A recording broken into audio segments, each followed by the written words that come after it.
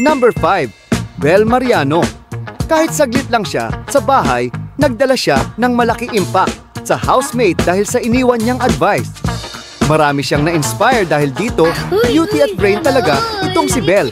Number 4. Piolo Pascual. Wala talagang kupas ang kapugian ni Papa P. Kahit ngayon generation grabe pa din ang kilig sa kanya. Ano kaya sikreto ni Papa P? Number 3. Ruru Madrid. Siya ang una house guest na nagtagal sa bahay ni Kuya at umabot pa to sa birthday niya. Kaya naman nakagawa sila ng mga unforgettable moments. Number 2, Esnier. Ang first house guest ni Kuya.